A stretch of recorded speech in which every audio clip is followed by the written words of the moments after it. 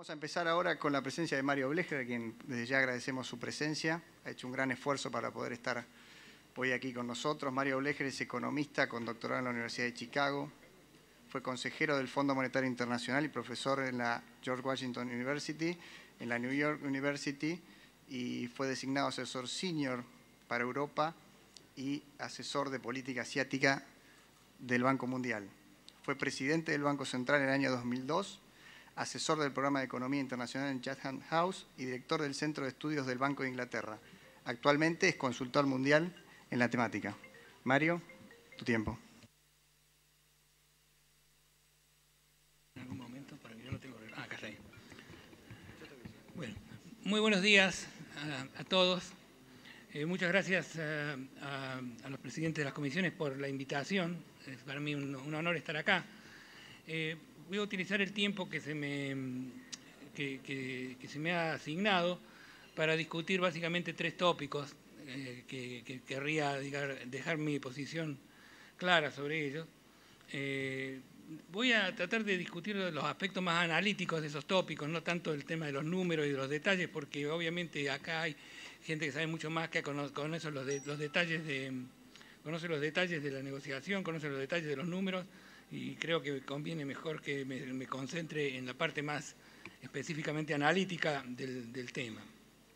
Los tres temas que quiero cubrir son, en primer lugar, quiero dar mi opinión directa sobre el arreglo actual y la necesidad de ese arreglo. En segundo lugar, quiero tocar el tema de la deuda y del desendeudamiento, porque se ha mencionado mucho ese tema alrededor de este asunto. Y finalmente quiero hablar un poco sobre el impacto, sobre el contexto jurídico internacional que pueda tener esta operación y cuál es nuestro rol en lo que se refiere a la gobernabilidad de la deuda soberana a nivel internacional. Estos serían los tres temas. Déjenme en principio comenzar con el primer tema, la opinión sobre el arreglo actual. Trataré de hacer esta exposición en unos 15 minutos para dejar algún tiempo para preguntas, hacia el final, a menos que haya algo urgente que alguien quiera clarificar. Primero quiero que quede claro que yo apoyo totalmente la derogación de las leyes y el arreglo propuesto en forma general. Pero, si me preguntan si este es el mejor arreglo que se podía conseguir, si esta es la mejor opción que teníamos enfrente nuestro, la verdad, yo no he estado en la mesa de negociaciones, pero obviamente tal vez no. Pero es el acuerdo así como está, a pesar de no conocer, digamos, los detalles específicos de cómo la negociación se llevó a cabo y si se podía o no podía llegar a algo mejor o no.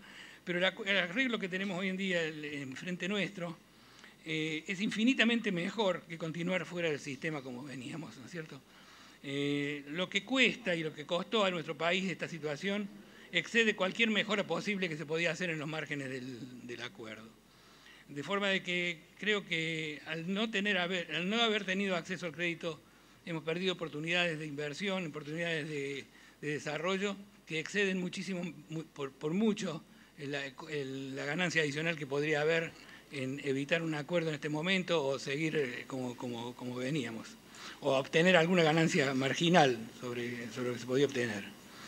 No es solamente que no tuvimos acceso al crédito durante todo este periodo, es también de que históricamente casi nunca se puede encontrar un periodo en el cual el crédito era tan barato.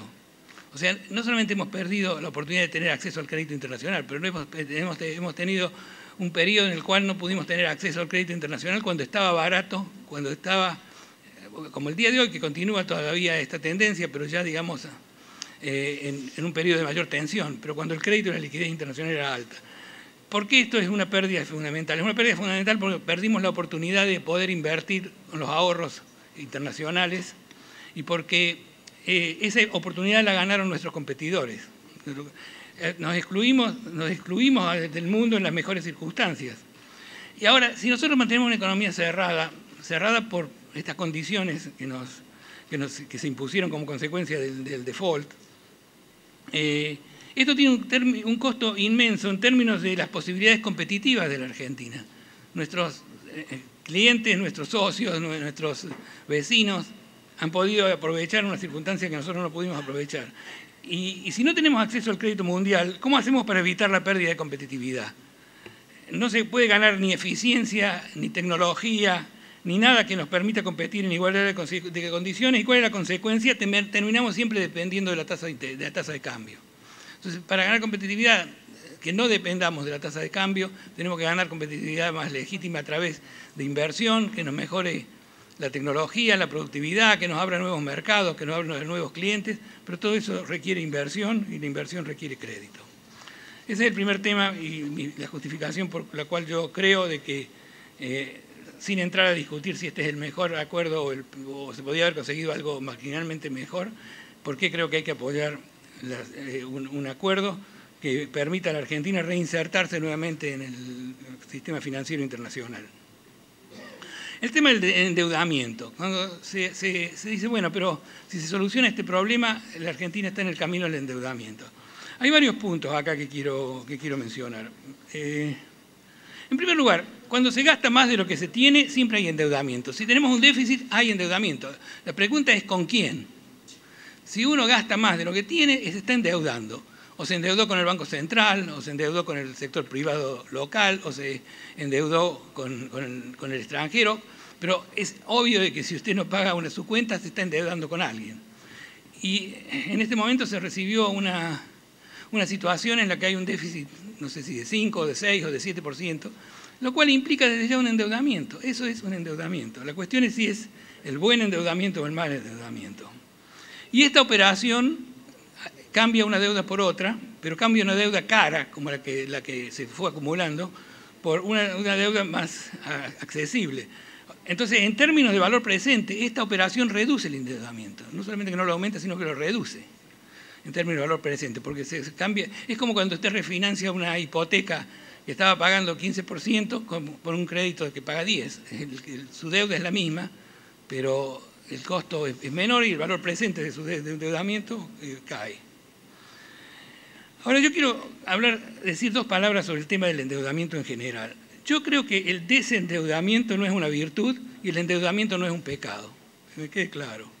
Todo depende de qué se hace con los recursos. Todo depende de qué se hace con los recursos. Yo decía que esta operación es como que la Argentina recibe nuevamente una tarjeta de crédito. Ahora, si usted no sabe cómo usar una tarjeta de crédito, es un problema diferente. Pero tener una tarjeta de crédito no significa que usted se endeudó. Significa que tiene la oportunidad de endeudarse si hay una oportunidad de inversión que justifique el endeudamiento. Ahora, si uno no sabe cómo utilizar la tarjeta de crédito, ese es totalmente otro problema. Yo creo que no hay crecimiento sin inversión y no hay inversión sin crédito. Y no hay crédito sin endeudamiento. Pero la idea es cómo utiliza esos recursos. Y así ha sido siempre en la historia. Yo quería hacer un paréntesis, digamos, histórico sobre este tema del endeudamiento y el desendeudamiento, porque hay un ejemplo histórico reciente. Cuando cayó el muro de Berlín y comenzó la transición de los países de Europa del Este a la economía de mercado, estas economías tenían distintas características con respecto a la deuda internacional. Y hay tres modelos exactos pero que son casi de libro de texto.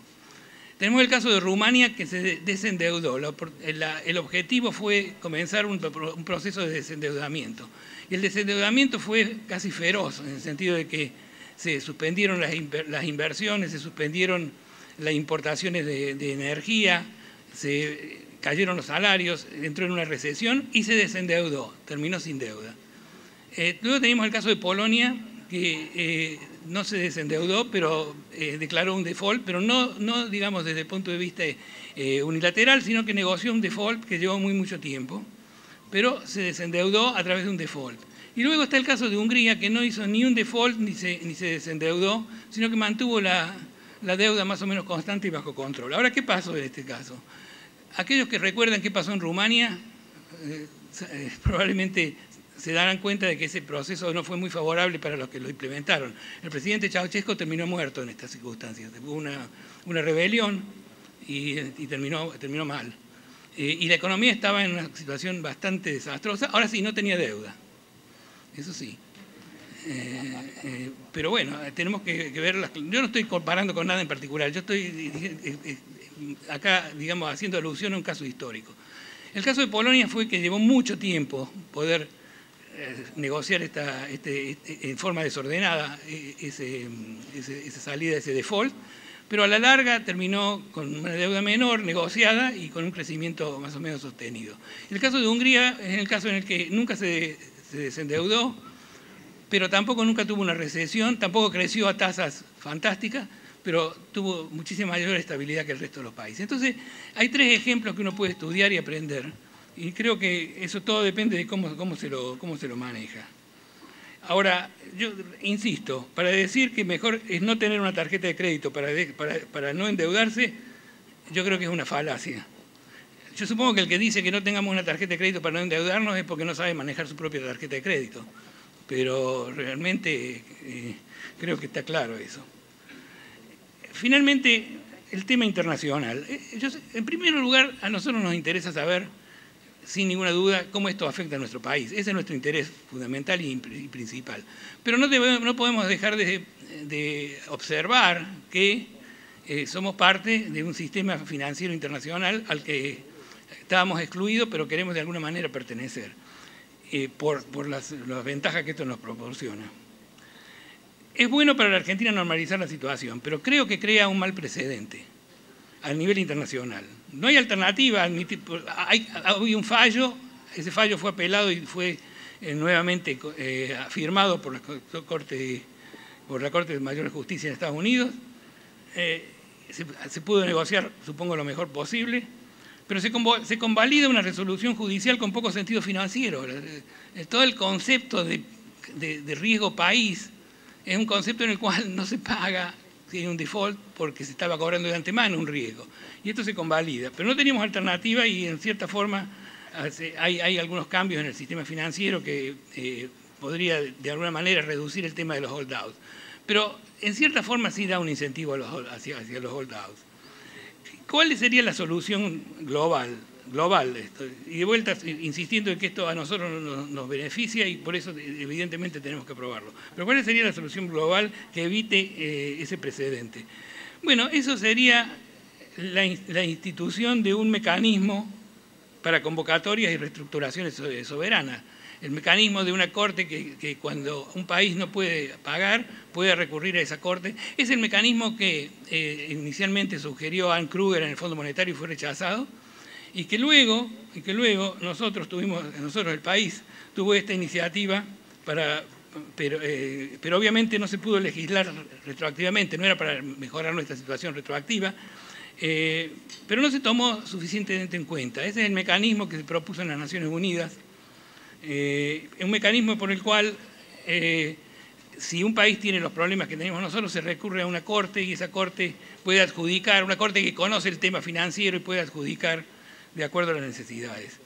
En ese sentido, esa iniciativa hoy en día se puede nuevamente apoyar, a mi juicio, porque hoy en día ya no sería vista como algo de un interés propio, porque creo que si resolvemos el problema de nuestro default y tomamos la iniciativa de que estos efectos, digamos, de incentivos perversos no se den, creo que sería fundamentalmente positivo. Por lo tanto, yo sugiero que de alguna manera se apoye en el contexto de esta discusión activamente la creación de ese mecanismo y reconozcamos de que de alguna manera este proceso ya comenzó con el gobierno anterior. Gracias.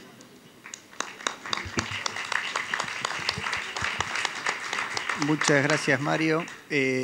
Tenemos 5 minutos para formular preguntas. Si algún diputado quiere realizar alguna pregunta. Sí, Eduardo.